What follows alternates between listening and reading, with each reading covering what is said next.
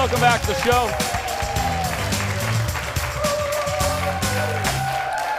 Well, immersive shows are all the rage right now, and our guest today is on tour with a one-of-a-kind show mixing sciences, psychedelics, and humor.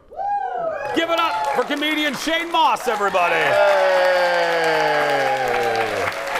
Thank you. I'm going to share the compliment. Nice suit, my friend. Thanks. Nice suit. Yeah, this is freeborn design. I have a few things, but that's the name of what happened was I do a lot of science-themed shows, and I got an opportunity to do a Vegas residency at this place, Area 15. It's kind of like an immersive, kind of like a psychedelic Disney World of sorts. And it's an immersive show with a bunch of live visuals and everything. And I was like, well, I can't wear regular clothes for this. And so I got a hold of a bunch of artist friends, and I was like, hey, do you know anyone that can make me look like some sort of psychedelic Willy Wonka or like LSD Jesus of sorts or something? And this is... You can't really do your show, yeah. You can't really do your show and walk in with a Chesapeake Bay JCPenney suit. Yeah, no, you can't do that. Not quite. We were talking. You're from La Crosse. You're from Wisconsin. I am. La Crosse. Yeah. How much material do you get from living around here? I mean, it's usually when I go away from here and I tell people I'm from Wisconsin, it's just like, oh, is there a lot of cheese there? Or don't you love it? Or Minnesota, the first thing, cheese, it's like, oh, is it cold there? Yeah. Ooh, the secret's out. Yeah. I was doing the tease for you yesterday, and my talking skills weren't great, and psychedelic humor. When I say that to what is the show? Describe the show to folks. So I have a science podcast called Here We Are, where I've been interviewing scientists about a variety of subjects, mostly how the mind works and like animal behavior and perception and psychology for years. And this is one of many themed shows that I do. And I figured out that it's hard to bill a show as, come hear a comedy show about how the brain works. And it's way easier to get people to listen to you talk about drugs, I found. So I actually use psychedelics as a gateway for learning about how the brain works and perception. Really? Yeah. How did that idea, I always like to know origins, how did that come to be? My very first year I started as a regular comic 20 years ago. Would do places like Acme Comedy Club and awesome places like that. And I started doing a science podcast about 12 years ago. And I happened to be in Arizona State University, and I happened to be interviewing just this regular old neuroscience who happened to study drug addiction. And he was telling me all about what he does that by giving cocaine to rats, which if you're going to be a rat in a lab...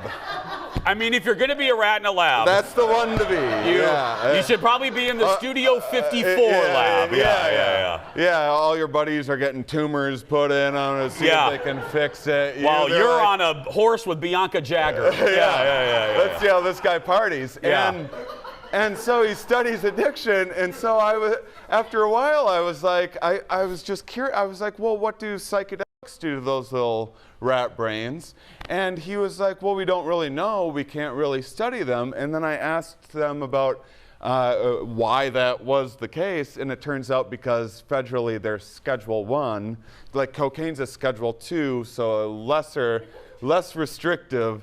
So the Nixon administration made marijuana and psychedelics a Schedule 1, the most restrictive drugs on the planet as a political move, and meth and amphetamines and fentanyl and all of the horrible things that you're always hearing about are Schedule 2. I had the same reaction, and so I started exploring that very question, like, why is that? Shane, can I give you a compliment? Sure. This show's been on for 9 years, and you're the first person to ever mention Nixon. Thank you. Yeah. We've talked about basically everything else. You know, I like the throwaway Nixon reference. Thank you. Yeah. By the way, Watergate seems pretty quaint by today's standards. Yeah. Let me ask you, in our remaining moment, I love late night. I think it's just such an Americana piece of culture. What is it like? I was watching your Conan appearances. I personally think that it's Johnny, Dave, and then Conan. What is it like? Here you are in Conan. What's it like getting that call to be on Conan? It was amazing. I worked third shift at Ashley Furniture Factory in Arcadia, Wisconsin. And so I watched Conan. Was the only late night that they would re-air at noon during the day at that time. And so it was just a dream come true. It was amazing. Looking at that and just knowing and you look quite a bit different, my friend, at that Conan appearance. This is actually, all the hair is actually a product of a break from stand-up during COVID. This is actually not, believe it or not, caused by drugs.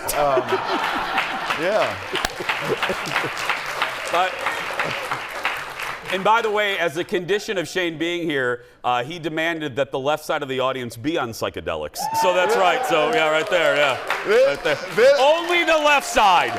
Only. Now that's the right side. That's it. They're not on psychedelics. The left side is on psychedelics. There we go. Well, this is definitely my target demographic. Right here? There we go. Absolutely. Give it up for Shane, everybody. He's on tour with the show, A Better Trip.